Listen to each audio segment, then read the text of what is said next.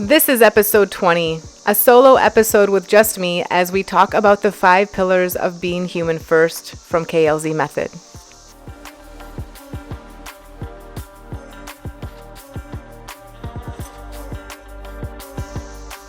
All right, so the chilling conclusion to this trilogy pack, hopefully you were able to listen to episode 18 about the method and episode 19 where we talked about the formula of KLZ method.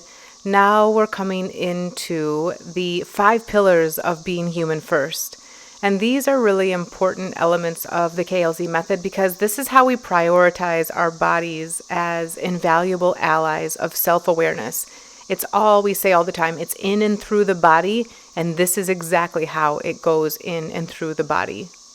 So where KLZ method is this revolutionary response to the modern world, it's the prioritization of humanity over hustle. And it's the way that we are able to stand up against the intensity and chaos of hustle culture.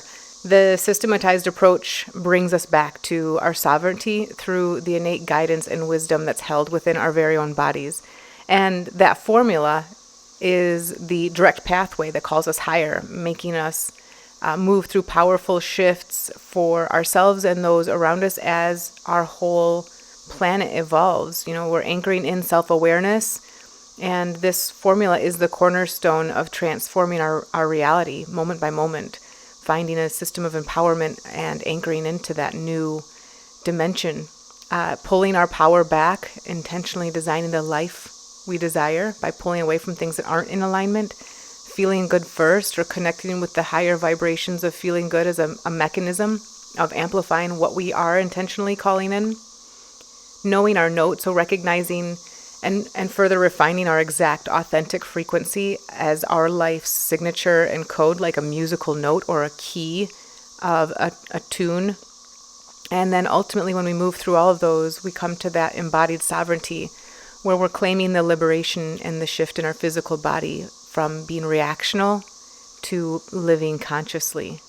So we're no longer just kind of a leaf in the wind blowing around according to what societal conditions and programs indicate to us that we should be. You know, I like to say we let go of the shoulds. We stop shoulding all over ourselves.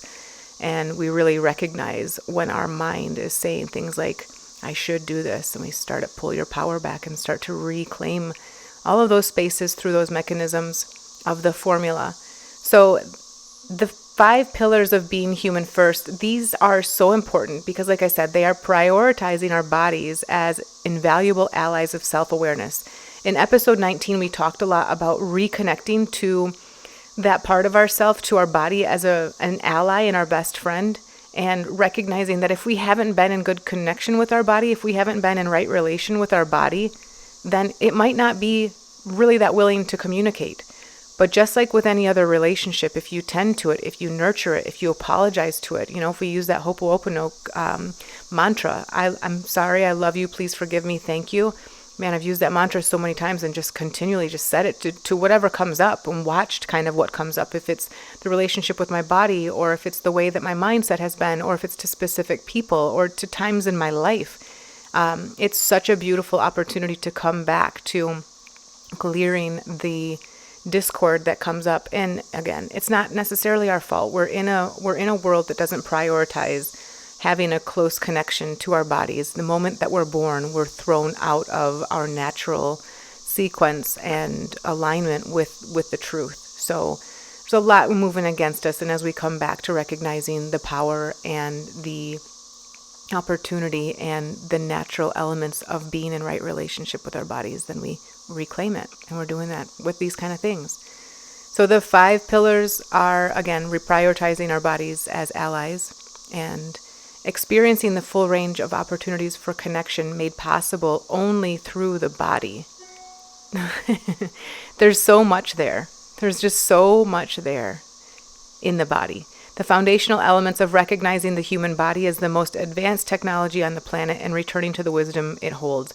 I speak a little bit about this in episode 19 as well, where we're talking about the body as an advanced technology, which some people tell me, you know, you shouldn't call your body a technology, but it is. It's this billion-year-old technology that has evolved We get an iPhone and we get these updates for our iPhones that add new features and new whatever. We've been doing that in a human body. We've been doing that for billions of years, millions of years. I gotta look this one up sometimes. I can't remember if it's millions or billions, but you get it. It's a damn long time. Our body has been upgrading and up-leveling. And these are just this current body that we live in. It's the most advanced technology. It is such a high precision tool. There's so many features that we're not even using, all of the different things that we can do with the power of our mind, all of the different things that they're learning about the DNA, where they have called, 20% of the DNA is where we discern the color of our eyes, the color of our hair, but the other 80% we've called junk DNA for so long. And now they're recognizing that there's so much more information held in that previously mentioned junk DNA that actually feeds into things like our emotional predispositions and so much more. Dr. Joe Dispenza talks all about this, and the availability of being able to rewire our DNA, rewire our experience, rewire how our mind processes things and how our physical body functions through these kind of things, through the psilocybin, through all of the different elements of Reiki, where we're able to really learn our intuition. These are all elements of what KLZ method teaches and has woven together as the pillars of what we have created here. I shouldn't have said pillars. The 5 pillars are here. What the essential elements, is what I've called them in KLZ method, the elements of KLZ method. All right, let's talk about the 5 pillars of being human first. We're talking about honoring the emotions, awakening the senses, communing with nature, connecting with others, and embodied movement. So let's go through these. Honoring the emotions. So the way that we feel has so much information to us. Recognizing our feelings and not just trying to feel nothing, feel only good. One of the parts of the formula is to feel good first. But in feeling good first, in no way are we saying bypass your feelings. That is definitely not it at all. I mean, we're looking for opportunities to feel good and we're highlighting those. But when we don't feel good, we're not just running away to say, oh, this doesn't feel good, I'm out of here. When we're honoring the emotions, we're truly honoring the emotions, we're going into those experiences, and sometimes we're learning from them. Sometimes we're just sitting with them. Sometimes we can shift them, we're just wherever we are in the process is exactly what we should be doing with that. But just really recognizing the emotions as an important element to this whole opportunity of being human first. Nothing that is not human has emotions like we do. We have such a range of emotions.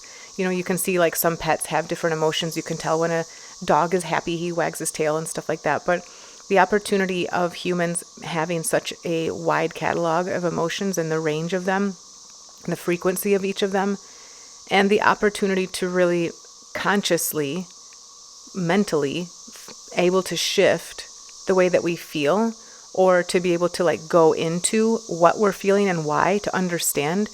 A dog doesn't have the opportunity to say, oh, I wonder why I'm feeling happy right now. I wonder what this is, or I wonder why I'm feeling sad. They don't have the opportunity to really delve into it. They don't have that mental, emotional capacity of combining the two to really look into it more. And in being human, we do. We have that opportunity to revel on things. We can write on different emotions. We can remember things that had happened that maybe brought this, and we don't want to get lost, but we're just definitely understanding and honoring those emotions and what they're able to offer to us. Awakening the senses. So we have 5 senses, right? Many will say 6 senses. So when we're feeling the human body, we're really utilizing the senses. We're using the taste, the touch, the smell, the sight, the hearing. What am I missing? I think I'm missing one. Taste, smell, sight, feeling, and hearing. I got them all. I always miss one. And then, of course, we're able to use our 6th sense as well to really sense where things are, just a general clear knowing or clear sense of different things when we have that feeling. And these senses can really give us information as well. If we're feeling something on our skin, or if we are connecting and hearing something more through our ears. These are called the clairs. We have clairaudience, and clairsentience, all these different clairs where we come into our clairvoyance. Some people might have a sense of things more through their smell, like they might just smell something and connect into something. I have had this experience for myself where I will just smell something that isn't really there as an indication that there's some kind of signal or some kind of message happening. So when we connect into the senses, there's just so much more available to using our body as that high precision tool and just giving us more information about this human experience that we can really cultivate into an opportunity to evolve, to learn, to grow, and to just know our relationship with our human body, recreating that whole allegiance and alliance with ourselves. Communing with nature, so being in connection with nature, from the spirit guides, the animal guides, the insects, the birds, all of the different things in the ocean, really being in touch with the plants, all of the different medicines that they offer and the significance that they indicate as well. So recognizing when we see different things, what they might mean. I worked with a shaman when I was learning my Reiki 1, and he suggested that as more and more signals and more of it was a lot of birds. My whole neighborhood knew me as the bird lady because I was having so many different animals and birds and things come into my backyard. Birds were just running into my window, and I had so many, like I had this cardinal, this male cardinal that was losing all of his feathers on his head, and he looked so hideous. They all had sort of these different symbols, the symbology that was affiliated with it. And he had suggested that I keep a journal of the significance of these spirit guides, of what they might indicate to me and what they came to me for, like in what kind of time did they come to me. I had this mama duck and her mate make a nest in my bushes in the front of my house, and I was so thrilled about it. I felt so honored. And when I saw them, I said, "Oh my gosh, I know you're going to show me, you're going to teach me some things. I can't wait to see what you'll teach me." And a few days later, there was a massive rainstorm, and I found the mama duck in my front yard, dead. It was so awful, and I was so sad about it because I knew she had a nest. And sure enough, I went out in the rain and I found her eggs in the nest, and I was just like, "Oh my gosh," I grieved so hard. And it was 3 eggs, and it was so significant. And it was when my grandmother Louise really started to come in very clearly. And my grandmother Louise had 3 children, my mom, my uncle, and my aunt. And I brought the eggs in, and I really kind of watched over them and connected. And it was right during the pandemic and the lockdown and stuff like that too. So I had this heat lamp, and I had these things sorted out, and I finally took them to a nature preserve, and 3 of them hatched. And the whole experience was just so significant that ducks now forever are connected to me through my grandma Louise. I know that when I see a duck, it is her presence that's with me. And I just thank those guides so much. When I was going through this experience and all these animals, I had so many animals coming to my back patio and dying, and it was awful. And I spoke with the shaman about it, and he said they are making an offering. Their highest opportunity in their life is for you to recognize them and to see them and to know that you received their message. When you receive them, you give their life meaning. And so there are just so many ways that we can connect with nature and really recognize that nature is part of us. We are nature. It's not externalized. That duck is not me. That is me. Everything that we see out there is a part of us. And that really helps to mend this relationship with being human first. Connecting with others. And this is from the most small interaction of connecting with somebody at the grocery store and just sharing your frequency. We talked about, knowing your note. When we're in these small little moments where we pass each other and we can share our frequency, that is felt. It's powerful. And people will comment on it from they notice when there's something that, is very vibrant in somebody. So from the smallest little ways of just seeing somebody at the supermarket, all the way to friendships where you're able to hold space and reflect for each other, what you're seeing, what you're experiencing, to hold them in their power, to reflect wrongdoings and validate their feelings as they're moving through things, to our sexual relationships, where we really are creating such a powerful shift when we're in these relationships, these romantic relationships, and we're exchanging energy in such a deep way. These are all ways that we are coming to our human. We're using our human to connect with other people. They're seeing us through our eyes. They're feeling us through our touch. It's through the human body that we're using those senses and connecting with others. It's really powerful. And then, of course, embodied movement. I mean, this is the whole essence of KLZ method, right? It's like all of the movements that we do. Watching our human, what she's doing, how she's moving, where is she holding tightness, where is she really wanting to open. This was so important to me, having that basement studio that I created and living in that basement space, having those mirrors and just putting music on and doing my workout, but then working out, so maybe doing some pull-ups or some formal exercises for different things. If I was having anxiety, I would do some squats to really anchor myself into my root chakra. If I needed to stoke my creativity, I would do some lateral lunges or some Sufi grinds to really get into the hips, the sacral chakra.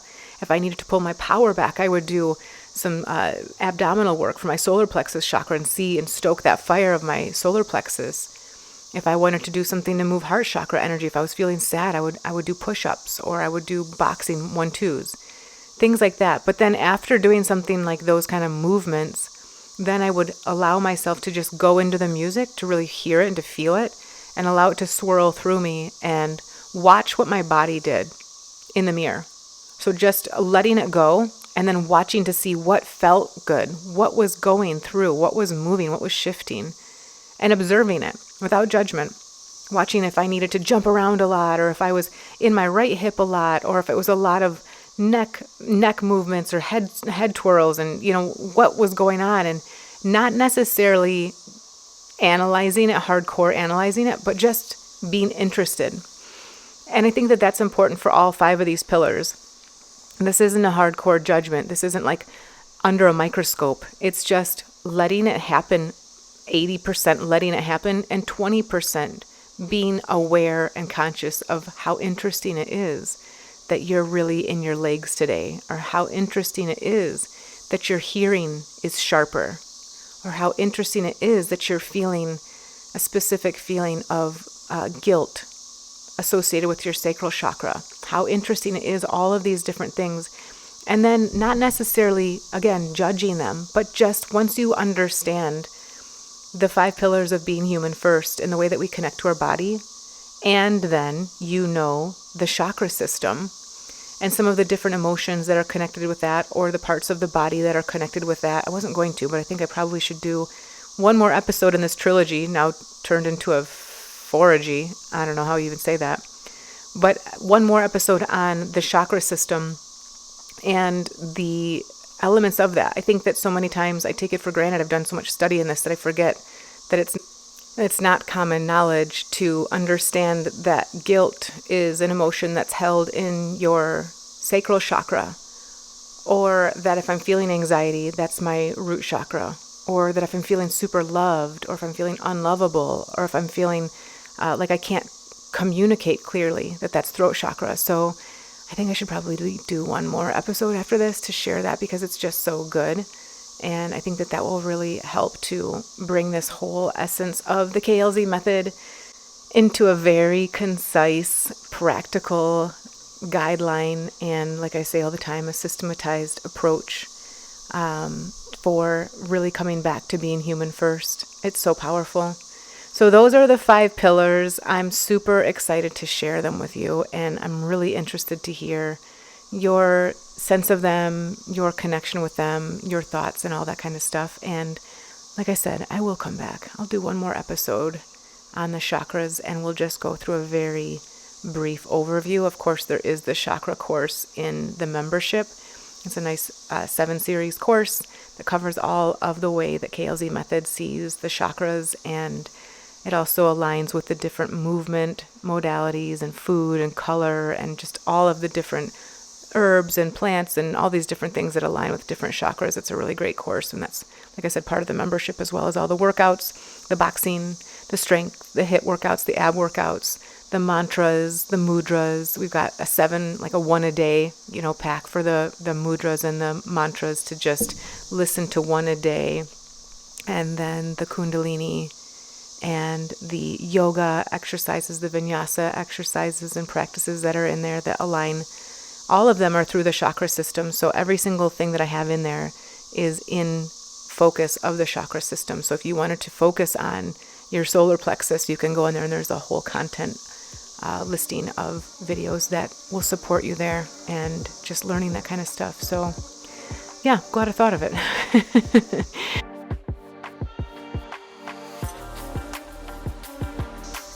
That was episode 20, the 5 pillars of being human first of KLZ method, prioritizing our bodies as invaluable allies of self-awareness. And you can find out more at klzmethod.com. All of my elements of support are listed there with online studio, my one-on-one coaching and service offerings, the microdose group, and the Reiki trainings are all listed there. I will do that chakra episode next, so stay tuned and I'll share more about how the chakra system is such an elemental part of KLZ method. Don't forget to rate, review, like, subscribe, share, all the different ways that stoking this algorithmic world that we live in offers to really elevate and amplify the messages here in this podcast. All of the messages that I've been sharing, as well as the guests that have been on previous and future episodes as well. I really appreciate you all for being a part of this community and sending you so much love until we see you next time.